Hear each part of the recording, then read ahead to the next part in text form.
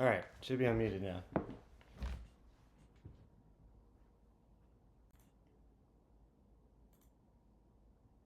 All right, my sound should be working everywhere. We'll give it a second. Give folks a few minutes to join in.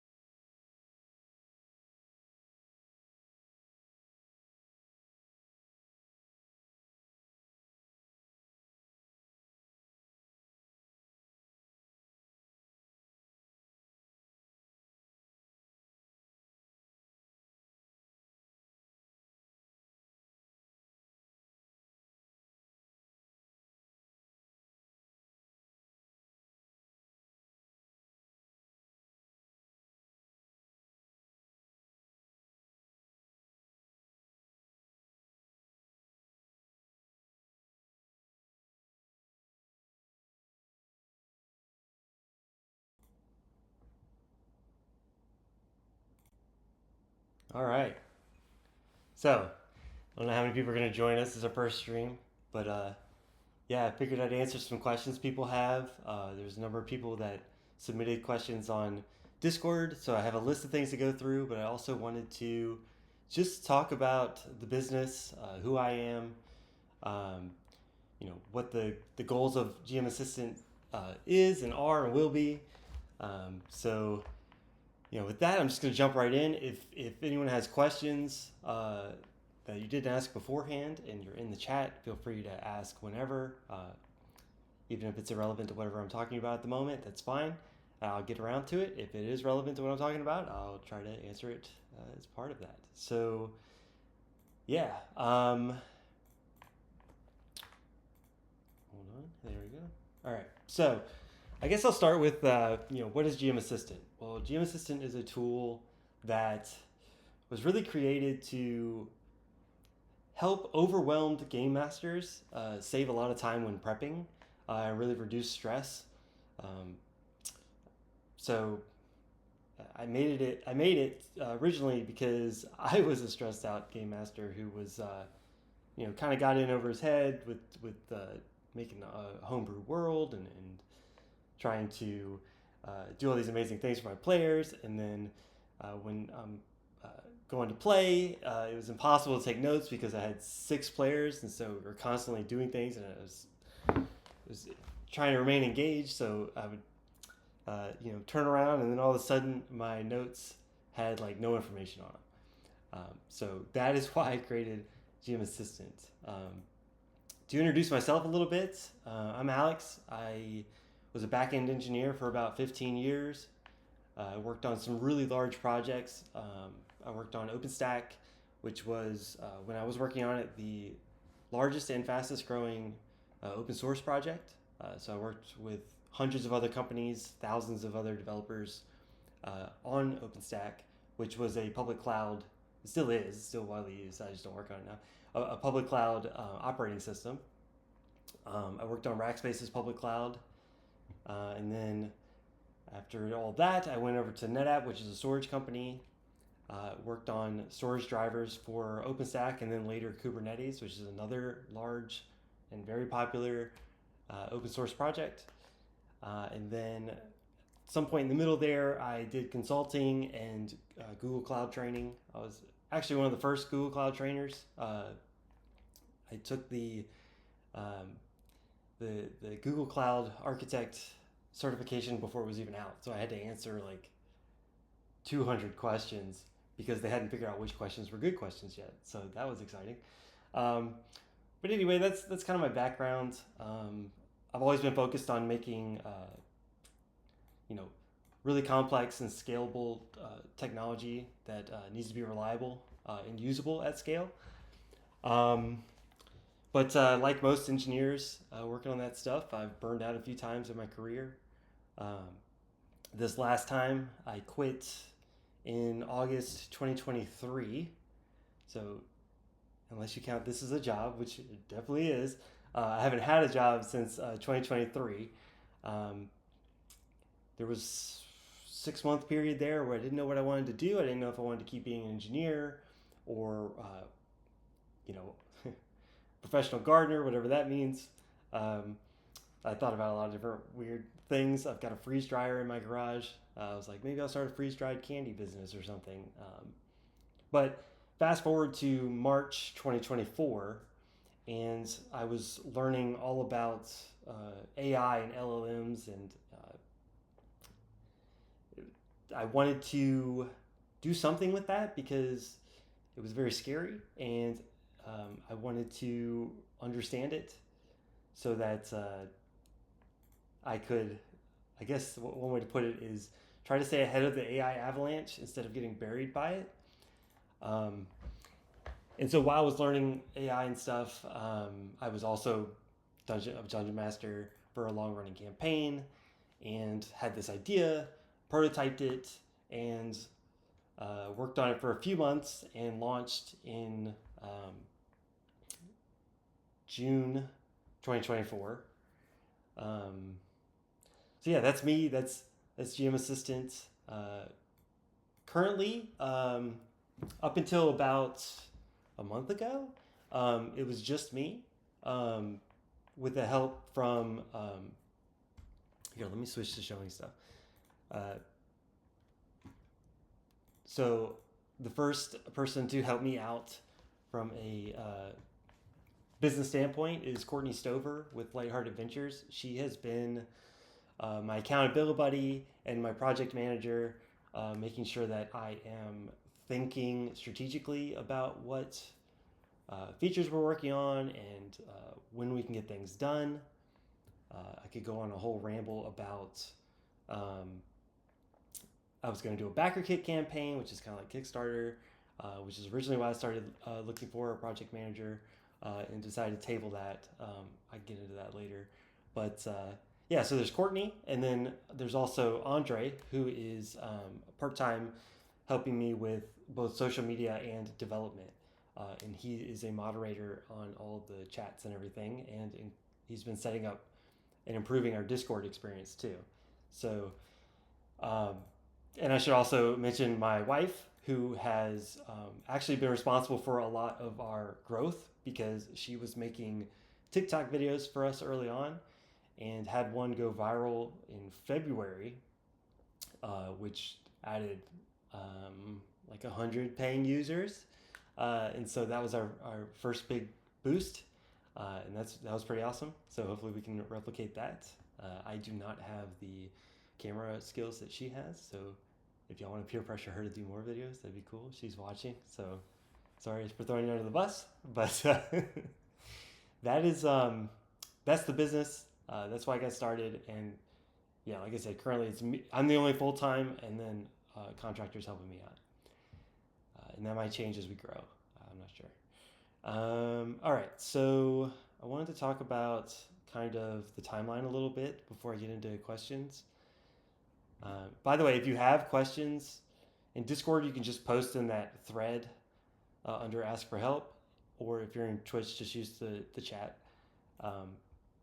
But okay, so here's kind of been the timeline of GM Assistant so far. Launched in June of 2024, and then at that time it was literally just you upload your audio, you get your notes, which is still kind of the core feature, but there wasn't anything around that. So there was no like spelling correction for like weird fantasy names or anything like that. So one of the first things we added were like adding campaign details so that the tool could be smarter about your campaign and can go off of more information than just what people say at the table. And then of course exporting and sharing notes was like the top demanded thing because people are getting these recaps, they get them really hyped, and there was no way to share them unless they copy and pasted it some other tool. And so we added all those features, and then did some branding, a lot of business side of things, because I could make a tool that is awesome, but if nobody knows about it, then nobody's using it. So that's been a huge learning experience for me on how to market, but also how to brand and how to actually solve problems that users have and listen to their feedback and all these wonderful things that are super challenging. Added multilingual support. Just a fun fact, I think right now about 5% of our users are doing their sessions in non-English language. That's also been a learning experience for multiple reasons. Being a global company, I have to worry about sales tax in random countries when I cross the thresholds. So that's got to be the least exciting thing I work on, is filing sales tax. Then added find and replace and some stylized recaps. Some people asked me about stylized recaps for other languages. Right now, if you do an English analysis, you get, for comprehensive, you get 4 different styles, and for brief, you get 2. Things like there's a snarky style, there's limericks, that kind of thing. I'm going to add some for other languages. It's just really hard to do quality control when I don't speak the language. So I'm going to have some people help me out with that. Yeah, so I don't want to spend too much time on this, but I'm constantly improving the analysis capabilities. The technology moves very fast, so I try to take advantage of breakthroughs in the technology. And then subscriptions was a big one. I think we've had subscriptions live for 5 months now. Pricing is hard because we have to have a healthy number so that we can keep running the business. But also I want to make it as cheap and as fair as possible. So I actually started with subscriptions, but changed to pay-as-you-go a week after launch because people didn't want another thing they were subscribed to. But after talking with people, we wanted to add some flexibility. And so the way we did subscriptions was a bit interesting. There's actually no downside to canceling your subscription right now. That will change in the future, but it's, you choose how you pay, which I'm glad I can offer that kind of flexibility. What else? Recently added the brief analysis option. So the technology has come a long way, and it turned out that I was able to deliver still high quality analyses without the detail that we have for the comprehensive analysis option. So I was like, oh yeah, let's just get more people able to use the tool by offering a cheaper option. So that's a 40% cheaper than the comprehensive analysis. The other motivation for that was we did a user survey a couple months ago, and like the top feedback was probably from professional game masters mostly, where they are doing so many sessions that the cost can really add up.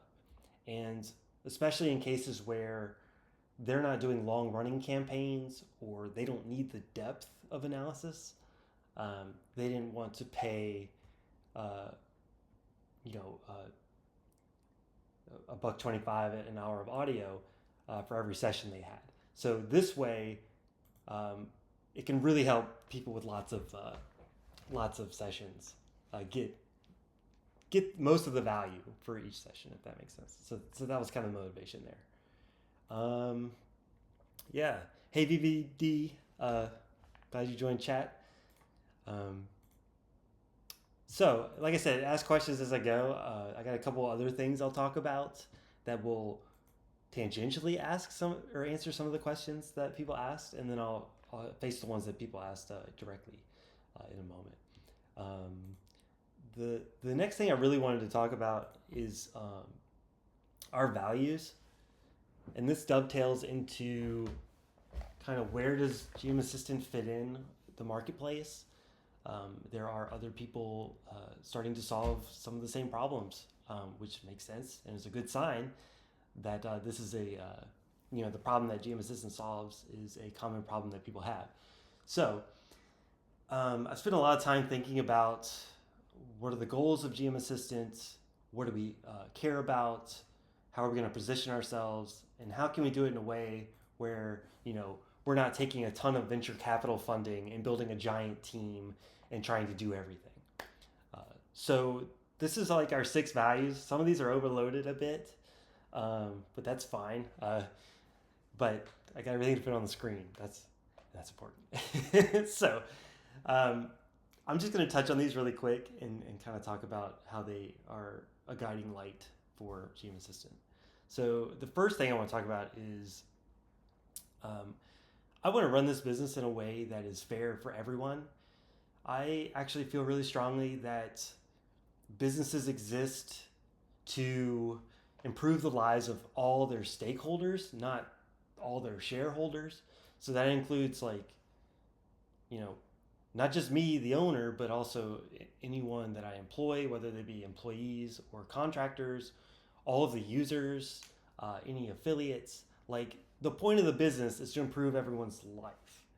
It's not to siphon money and funnel it up to some top of a corporate structure or anything like that. Part of the reason I'm not working in the industry is because I'm disenchanted with that kind of behavior, which is kind of rampant. So that being said, that translates into a couple things. One is transparency. I'm being as clear as I can be about where data goes, what data is collected. And that's pretty easy because we don't monetize user data. We don't train AI on it. We don't sell the user data.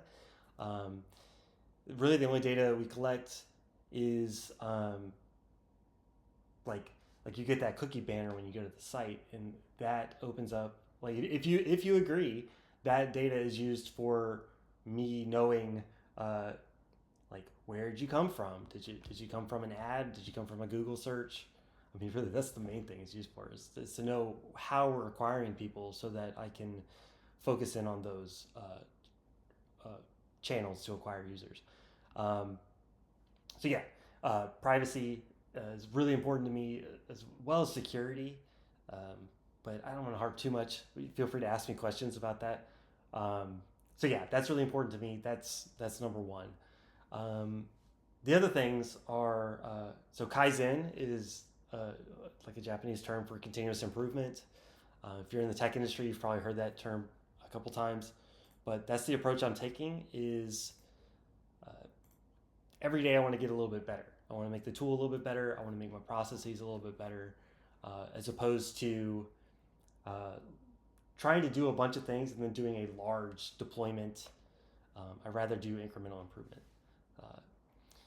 Fanatical support. This comes from my background is working at Rackspace. So Rackspace was all known about, was known all for their fanatical support.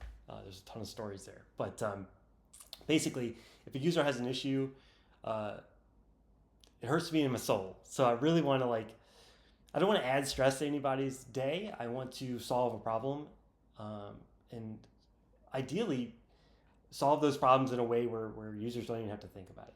They just get their problem solved and they're not stressed about anything. They're not fighting with the tool. They're not. Some examples of things is like people uploading audio where they were muted the whole time, so there's no audio really.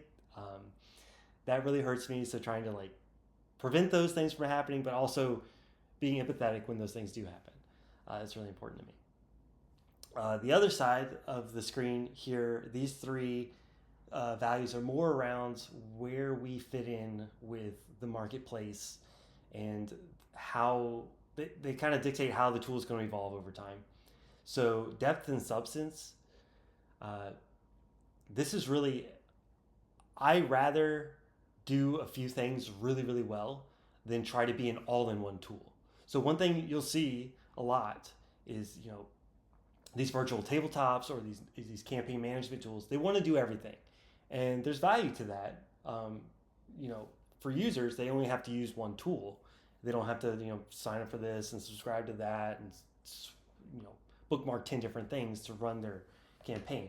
However, if you do that, if you want to be an all-in-one tool, you're doing a couple things. You're locking people into how you decide things should work, which can be okay. There's nothing wrong with opinionated tools as long as the way they work aligns with how the user wants to use them. The other thing too is it's a tall order to be an all-in-one tool.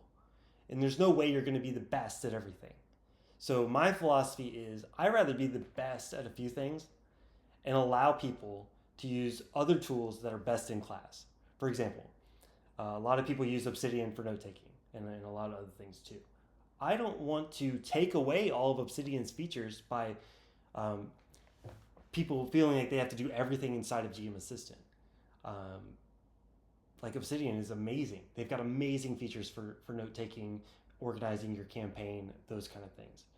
So wouldn't it be better if you could get the features from GM Assistant and all the value from your tool of choice? The key thing is not locking people into having to exclude best-in-class tools because it would be cumbersome to use, multiple tools together, if that makes sense. So that's kind of my focus, which means don't expect GM Assistant to try to be an all-in-one tool, at least not anytime soon. If I had a team of engineers, maybe I could strive more in that direction, but this is going to lean us more towards making integrations better. Like if you could just one button click to sync with Obsidian, for example, or maybe not click anything at all. Maybe when you run, maybe you could connect your accounts together, that kind of thing. Which also ties into minimizing lock-in. I want to avoid lock-in as much as possible. So what I mean by that is like if you use GM Assistant, I don't want you to feel like you can't get your data out, or you can't use other tools, that kind of thing. So keeping all of that in mind as we develop features and export data, like if you can export your campaign, but it's in a format that only GM Assistant understands, there's not a lot of value to that besides maybe you're backing it up or you just have it somewhere else. If you're going to export your data, you want to be able to import it somewhere else. So that's kind of where minimized lock-in comes into play. The last one here is responsible AI. This one's really tough to talk about because there's a ton of nuance when it comes to AI and ethics and what it means to be responsible. For me, right now, I want AI to be a tool that helps people with things they don't want to do or can't do. Not replacing creativity or you can do a lot of really irresponsible things with AI. Like if I made it really easy, for example, to the example I always go with is if I made an AI girlfriend application, that's not responsible, right? That's promoting things like parasocial relationships and disconnecting people from the world. Like, sure, you could always say it's the tool, and it's people's fault for doing that. But if you make things easier for people to do, they're more likely to do them. So it's really important for me to choose the right features to implement. Um, so basically, the line in the sand right now is I don't plan on adding any features for AI art generation. I don't want to make a AI dungeon master. Um, I think if anyone does those things, there's a lot of nuance about what's good and what's bad about those things. Uh, I'll say that there's no good AI models that are trained on data fairly that can do those things. Um, so yeah, I don't know. Okay, that's the values. I don't take up all the time like giving a presentation. Um, so here's what I'm gonna do. Since we're already at 11:30, I'm gonna directly answer some of the questions that people have asked, and then after that we can jump into like the roadmap, for example, which I will just leave sitting up here. So if you didn't know, by the way, there's the roadmap. Roadmap is public. You can find the link to it in the Discord channel for feature requests. It's a pinned message, and it is loose. But if you see things in current focus, we're working on right now. If you see it next up, it's basically planned and going to happen. Upcoming is roughly organized by what's going to happen next. But yeah, I'll get into that here in a minute. So let's get into the Q&A. So the first question that was asked in Discord is, and I'm going to paraphrase these questions, but how do I see GMA comparing to similar tools popping up in the marketplace? And this ties directly into the values. Basically, not being an all-in-one solution and focusing on being best in class for notes extraction. So that means the most detailed, the most accurate, and the most consistent. I don't want people to use the tool one day and you get a 2-paragraph recap, and the next day you get a 30-paragraph recap, which it takes some work to make that consistent. Yeah, so folks already have tools that they use, and we want to help them in their workflow. We don't want to change how they dungeon master or how they game master their thing. Standing by ethics, fair pricing, smart use around AI. I think that is a differentiator.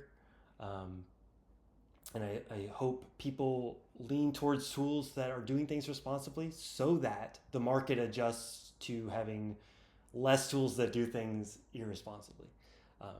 Again, that could be a whole ramble. I'm not going to spend too much time on that. Focusing on export and integration with other tools.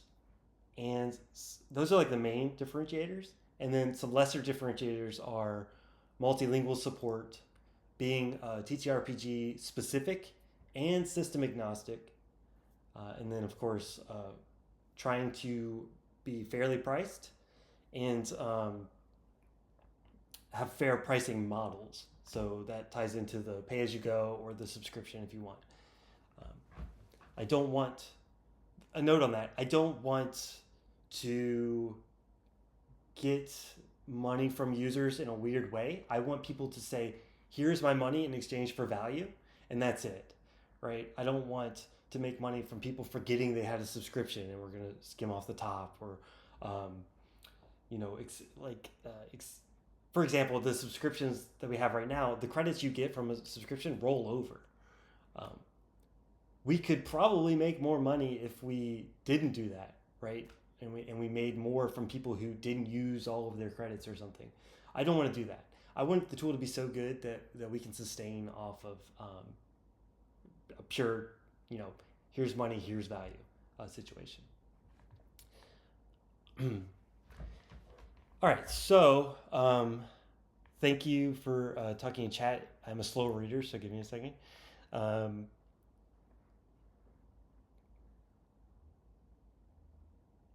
Is there a view-only version of the Trello? It should be a view-only? I should be the only one that can edit it. Does the link not work? Just let me know. Okay, so that answers how I plan on getting Okay, cool. Thanks. You figured it out. Thank you. That answers how I plan to position in the market. Um, Also, that also aligns with being a small team. We can't try to be an all-in solution and do a good job. Um, so, what? Okay, here's another one. This one's from Brian. This is probably the biggest piece of feedback I get that is negative um, via like the feedback button.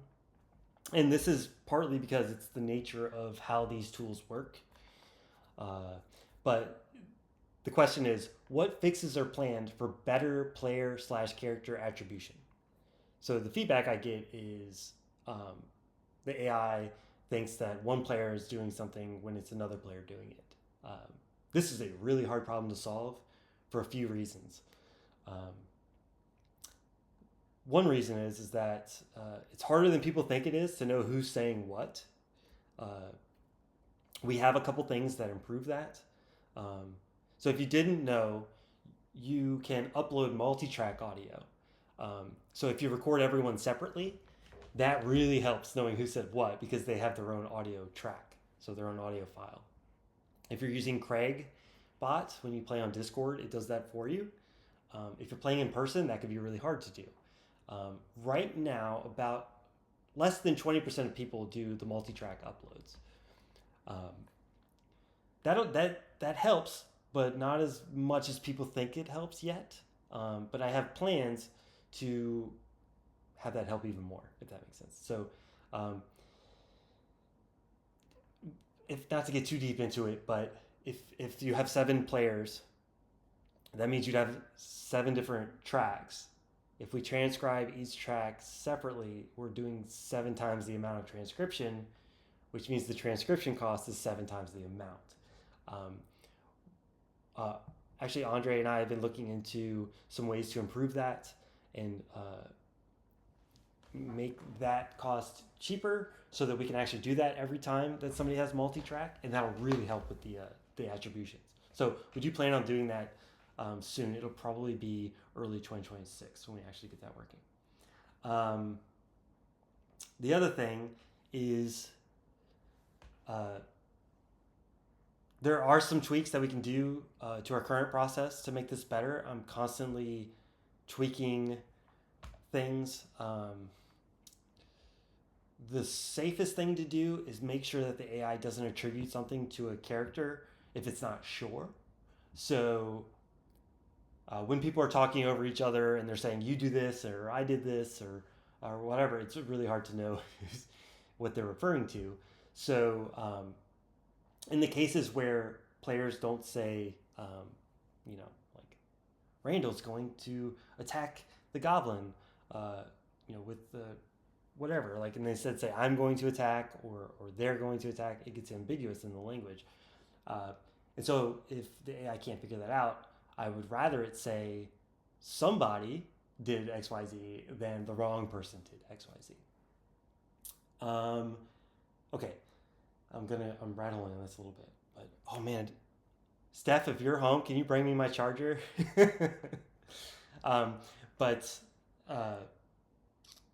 Okay. The other thing too is it'll never be perfect. And so I want to make it easier to fix problems like this. So if we can detect when we're unsure about something, maybe we prompt the user saying, hey, did this person do this or did this person do this? And then if they can answer that, then we continue on with the rest of the analysis, right? So figuring out when to prompt those questions and make it really easy to fix issues would be really helpful and remove some of the stress, because especially in the comprehensive mode, you're getting a lot of notes back, and to read through all of that and fix those issues is kind of a tall order. Right? I got my charger. I'm going to plug that in. I'll keep rambling though. And then also, in the cases where the AI doesn't ask you that kind of thing, making it easier to do what I've been calling a smart edit. For example, and we'll just keep going with this misattribution issue. If it says Bob did XYZ, but it really was Greg, it would be cool if you could say, hey, Greg is actually the one that did this. And then the tool goes through and fixes it in all the different places in the notes, instead of doing a find and replace, which just right now changes words. You'd have to read through it, make sure it's changing it for the right character and all that stuff. So a smart edit is kind of one thing I'm thinking about. Of course, all of this, you have to constantly weigh the complexity of the feature versus the cost of doing it. But those are some of the ideas I have for that. All right, so we had some questions somewhere. Oh, is there a chat for the stream? Is that how that works?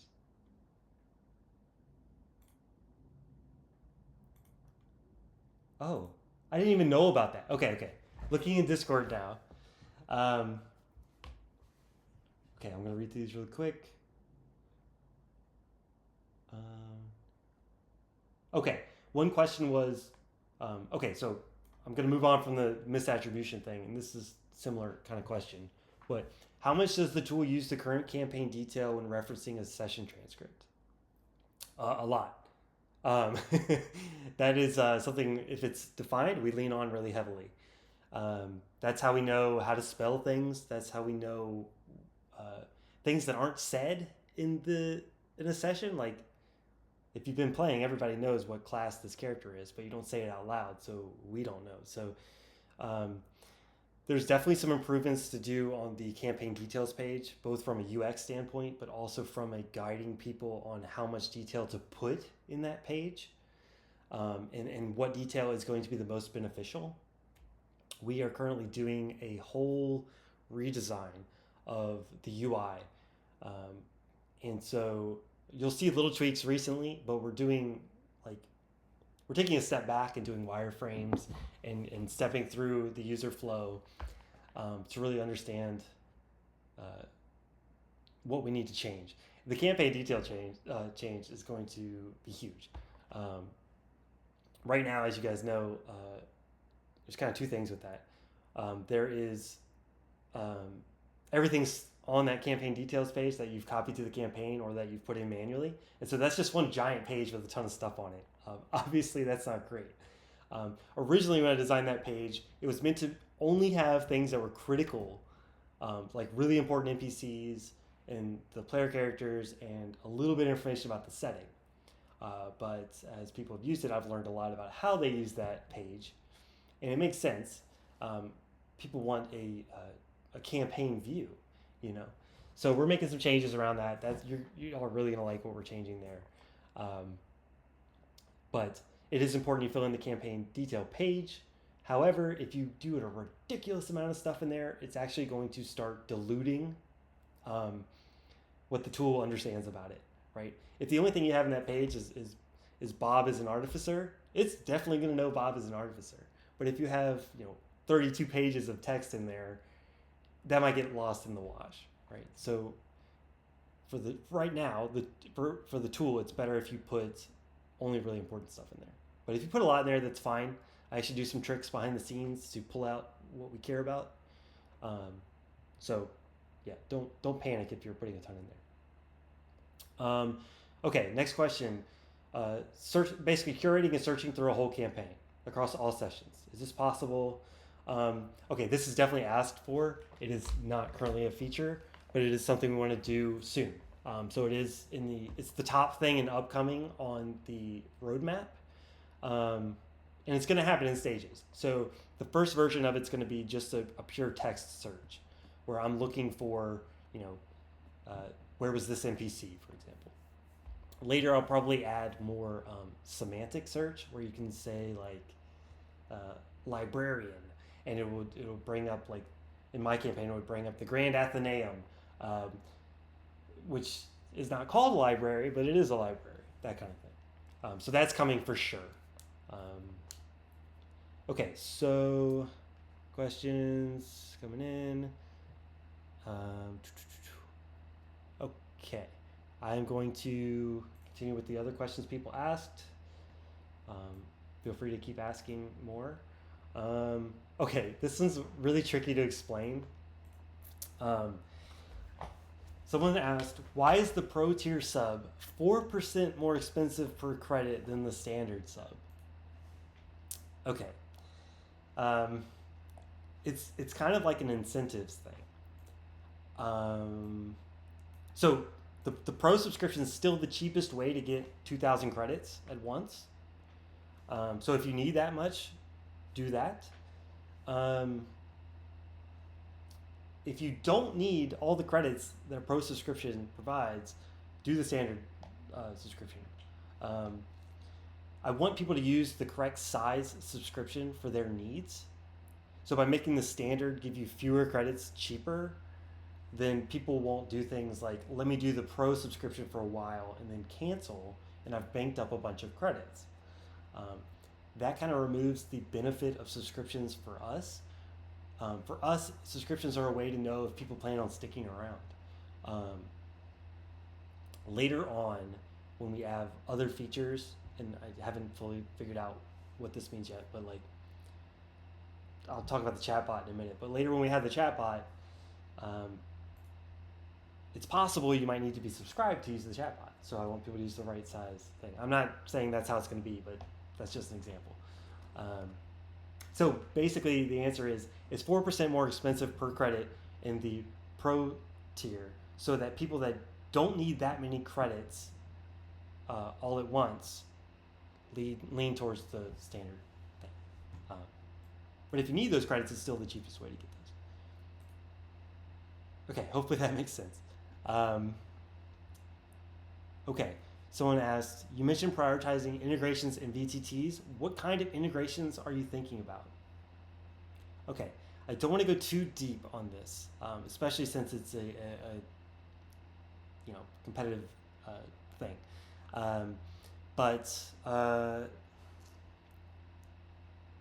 the first step in those kind of integrations is going to be making it easier for people that already use those other tools.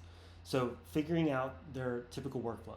For example, if I find out that most people that use Foundry VTT like all their notes to be in Foundry VTT, then perhaps we have an export that literally shoves it right into Foundry. When we have the chatbot types of integrations would be being able to chat with it from within those other apps, or pull in context from those other apps, like pull in things from like your Discord chat, or pull in things from your chat within the virtual tabletop. Those kind of things. Not so much new features, but removing the friction of using the multiple tools together is really the focus. Okay. The next question I had, and by the way, I didn't put an end time on this, so who knows, I might keep rambling for a while. Okay, so Brian had questions about a number of different features and questions. Things like, so one was, what about sorting entities into things like factions, companions, doing like location hierarchies, like, this city is in this continent in this world or something. Definitely thought about that. That is probably going to come later. There's multiple components to that. So there is organizing the information for the benefit of the person looking at the information, and then there's organizing the information for the benefit of future analyses. There's a couple different ways to do this and levels of it. So there's things like tagging, like maybe we add a tag to different entities, like this NPC is an enemy, for example, like we add an enemy tag. There's also grouping things together in groups or folders is a way to think about it. There's even doing like full-on knowledge graphs. So we could do things like knowing that this player character has this item or casts this type of spell or is from this place. So like really advanced relationships. There is a fair bit of work behind the scenes to do that well. I just want to make sure that if I do those things, I'm solving a real problem and not just doing something that's cool or flashy. there's definitely real problems to solve with those solutions. I think I have to decide if it's better to funnel that information into other tools that can already do that, or pull in tools that can do that into GM Assistant, if that makes sense. There's a lot more thinking to go on there. It's not going to happen super soon. There might be things on the one side of like adding tags to different entities. So with the campaign page and campaign level redesign that we're doing, after we do what we're initially thinking, it'll be easier to add things like tags and stuff, because you can almost think of like campaign level entities, so NPCs or locations. Right now they're second class. They live in the campaign details page. They don't really exist on their own. We're going to break those out as first class entities. So you'll be able to, I'm trying not to overpromise here. You'll be able to look at an entity and know basically like what sessions it was referenced in, its overall state in the campaign, as opposed to right now where it's either you fill in the campaign detail description for that entity yourself, or you have to go to each session and kind of see what happened in each session for it. We're going to add a lot more usability around that. I think that summarized most of his long list of features, questions there. All right. I don't see any other questions. You guys are absolutely welcome to ask me anything. It doesn't even necessarily have to be about the roadmap or anything like that. Anything you're curious about, super happy to talk about it. I guess there is one more question to answer, and that was about when is the GM Assistant chatbot coming out? So just for a little background, when was it? Originally, we were planning to do a backer kit campaign, which is like Kickstarter, so a crowdfunding campaign for what we were calling the campaign companion. And basically, at the time, there was a lot of overhead to just running a campaign. And it's like, I'd much rather work on the tool and improve things than do all this work for the backer kit campaign, all the marketing, all the different pages, the different ways we're going to fulfill pledges, that kind of thing. I'd rather just focus on the tool. Like the way that crowdfunding has gone, it used to be you couldn't afford to do something unless you crowdfunded it. And so you would set a goal that was the minimum you would need to be able to actually do the thing. What it is now is more of a marketing tool. And so what people will do is they'll set a really low goal to make sure they hit that goal quickly, and so they can build momentum and use that for marketing purposes. So a lot of people will do a campaign, a crowdfunding campaign, and they're not actually getting enough money to justify what they're doing through that. I changed my mind and decided that I want to do things more iteratively and release things and get earlier feedback than do the crowdfunding campaign, disappear for 6 months, and then show up with this potentially awesome tool that I didn't get any user feedback for. So I could have missed the mark. Also, I'd much rather have people using it sooner or parts of it sooner. So I don't know, it's just my philosophy didn't align. So I stopped the crowdfunding for that. Now the chatbot is going to come early 2026, and the plan is to do an alpha testers group, which I will send more information about later. But this way, I can have people try it out and use it even when it's like not remotely ready, and start getting information about like what kind of questions do people like to ask the chatbot, that kind of thing. That's the plan. It's going to, I guess the question that comes with that is how much is it going to cost? I would actually really like it if 99% of people can use it without paying anything extra, and only charge extra if people are doing like an excessive amount of questions or something specifically. So, perfect question. I came in late. What's the chatbot normally supposed to be used for? Perfect. So uh, it's gonna sound a little like marketing speech, but it's actually just the way I conceptualize the chatbot. So three things, right? I want the chatbot to be a lore keeper. So it's going to be basically a chatbot where you can ask it questions about things that happened in your campaign, and it knows what happened in your campaign instead of like making things up. Um, so lore keeper, rules lawyer. I want it to know the rules of your TTRPG system as much as I can from a legal and licensing perspective. Some of that's still getting figured out, but like if you're running like D&D 5e, for example, the standard rules are available and I can consume those and use those. So being able to ask it questions about rules. And then third is it acting as a muse. So a way to get ideas or help you plan sessions. There's a fine line on this between it helping you versus replacing you from a planning perspective. So I'm definitely keeping that in mind. So those three things. So a lore keeper, a rules lawyer, and a muse. I have actually implemented this basically already. I did the first iteration of it over a year ago, actually. And so I have a proof of concept that works, and I might show that here in a minute if you guys want. But that being said, the technology behind this stuff is evolving ridiculously fast.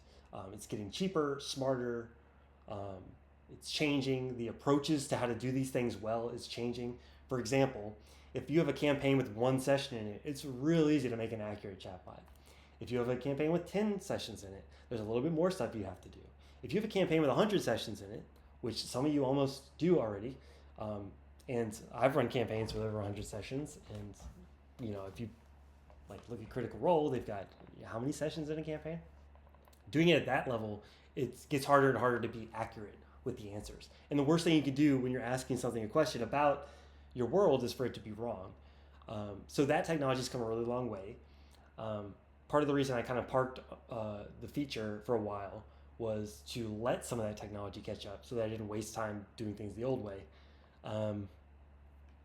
Okay, which leads into this question of how do you avoid the AI hallucinating in the chatbot's lore keeping or rules lawyering? Well, that's kind of what I'm talking about with the technology and how to do that. It's a super complicated question. There are ways to reduce hallucinations. There's also kind of going in with the misattribution problem I talked about earlier, where there's going to be times things are wrong. So I've already considered you want citations so that you can double check what it said to you. So if you're like, hey, this rule doesn't seem right, maybe you want to click it and it takes you right to the page in the rules that shows you the rule. For example, tells you something about the lore. It could take you right to the session notes or even to that part of the transcript, for example. So having ways where you can double check it instead of just taking its word for it is kind of what I'm planning there. Yeah, ChatGPT is not optimized for this. So if you try to use ChatGPT for this, it can get you halfway there pretty well, but then it starts making things up. It's just not tuned. ChatGPT specifically is a general AI chatbot. It's trying to do everything. In fact, one advantage of being TTRPG specific is I can tune it to TTRPG verbiage and how the rules work and how people typically play and what actually matters, and I have some really cool ideas that'll come later with the chatbot in combination with your session notes, in combination with things like okay, I'm running Shadow Dark and I need a Shadow Dark stat block for this enemy, those kind of things. Really cool ideas. Okay, so I've been debating if I wanted to show the chatbot off at all. I've basically got a POC in the terminal, And I've also got another cool tool that I think I'm gonna keep the other cool tool a secret for now because I plan on releasing that in not too long. All right, before I do anything else, is there any questions I'm missing? Any burning questions people have that I should get to?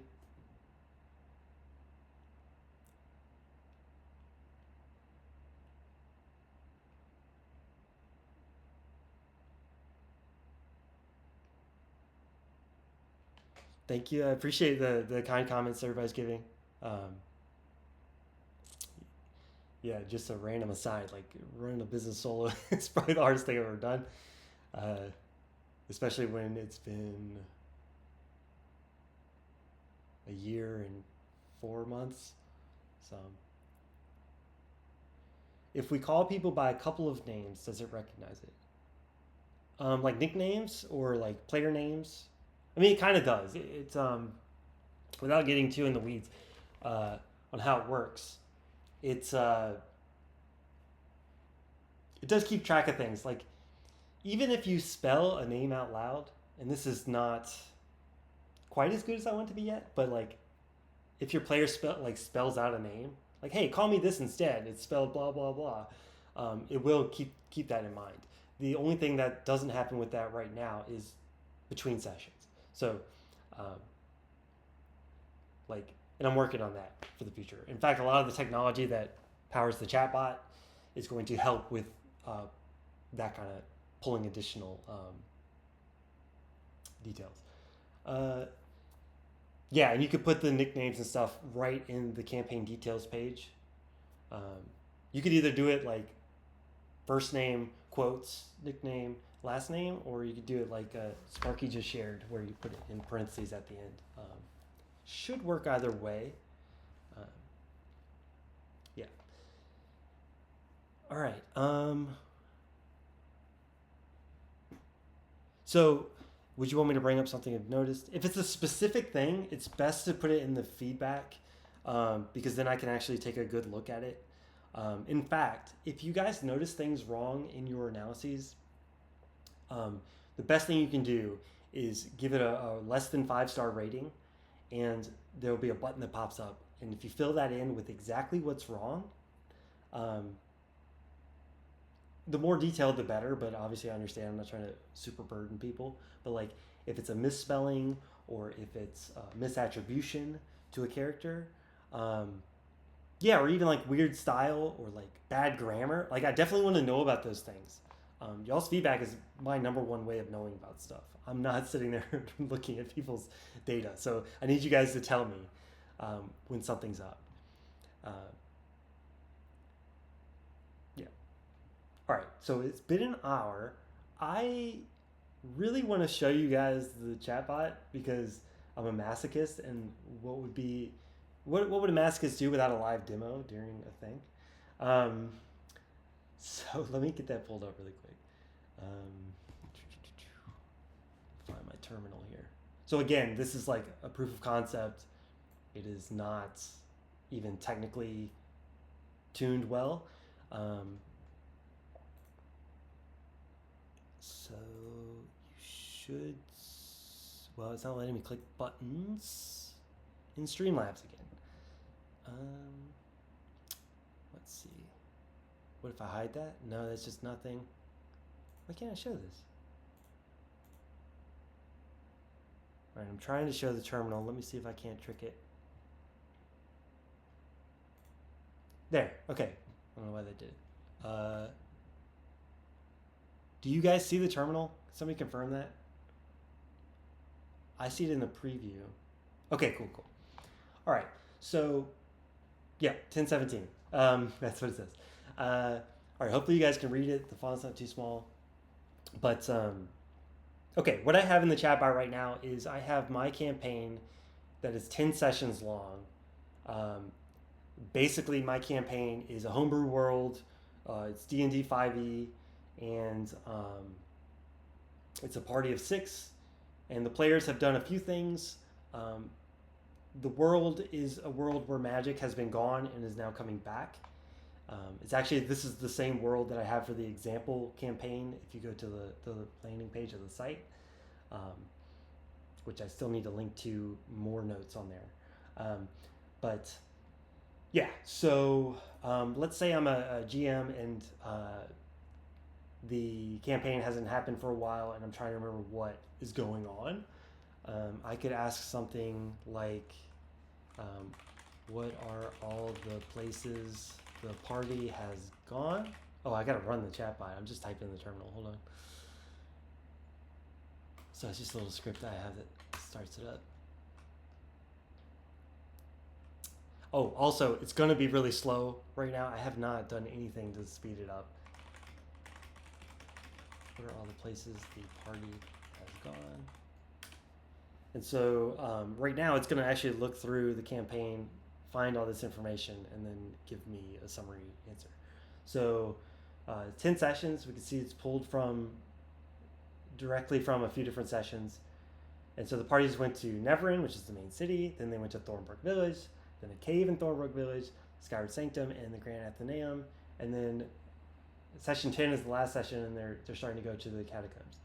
And I can see some sources about where they went to those. This is kind of an interesting question because it's a very high level question. So it has to look at lots of parts of the campaign.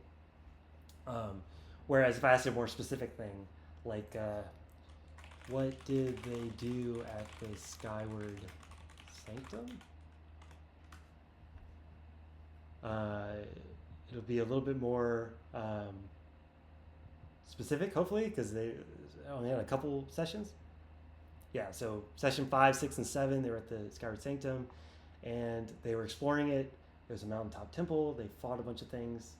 A lot of stuff happened. Because this doesn't really tell me why they went to the Skyward Sanctum, so let's ask them that.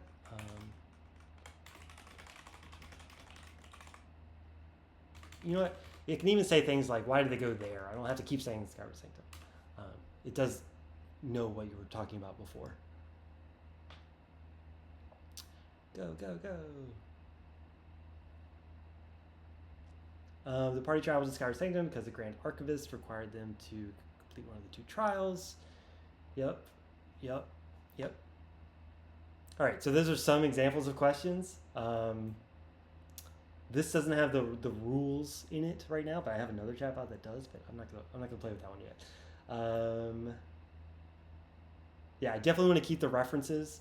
In fact, I got to figure out how I want to do it. But I would want people to be able to click things and go directly to it. So I'm gonna quit this because if I get the chat too long right now, it'll barf. But there's also like, okay, so the Grand Archivist works at the Grand Athenaeum. Tell me about the Grand Athenaeum. And then one example I always go with is,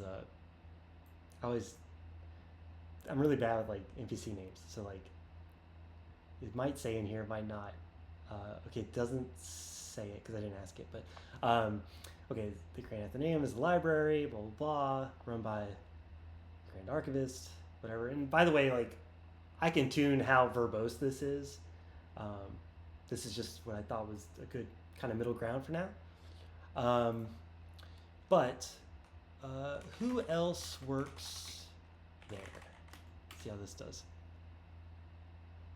Anyway, there's going to be a lot of refinement of this, especially when I get it out in the hands of alpha testers and they're giving me feedback. So, yep, Adam, that's the one. Is the clerk at the library. Yep. Cool. Yep. What else can I show here? Yeah, I don't know. That's the chatbot. It knows all about my campaign. And again, this is 10 sessions long. They'll be stress testing with really long stuff to make sure things don't degrade or fine tune how they degrade. And then other I got a million ideas around this. Again, it doesn't exist yet, but like being able to say like what happened last session, like it understanding what last session is, all that kind of stuff. It's something I want to bake in there. Yeah, I'll switch back to assuming it lets me.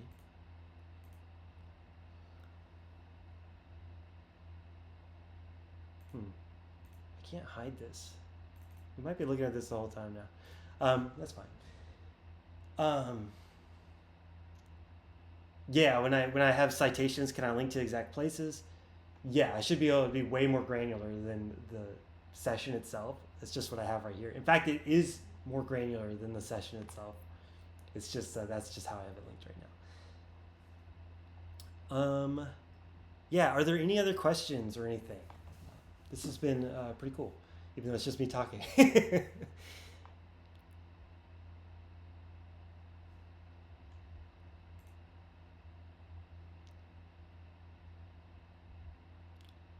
All right then.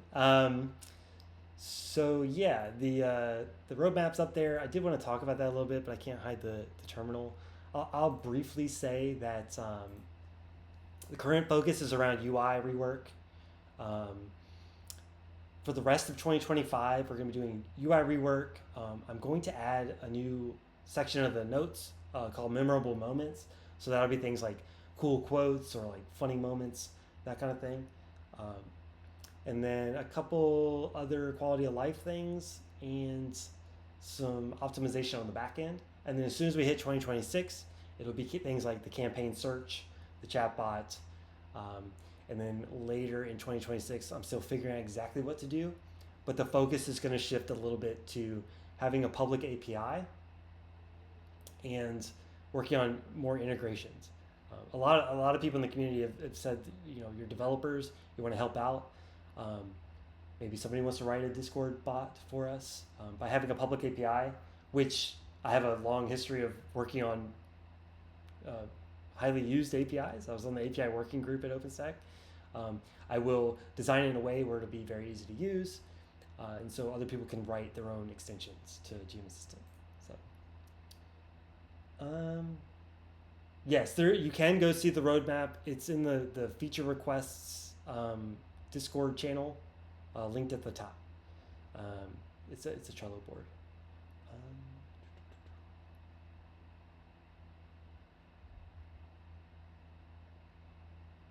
Okay, cool. Awesome. All right. Well, I guess it's been long enough, but I appreciate you guys joining in and asking questions. I do want to do this again sometime, probably on a regular cadence. But yeah, thanks. I hope you enjoy the app. And again, use that feedback button in the app to let me know. It's the only way to know things. So, all right, cool. Well, everyone have a good weekend.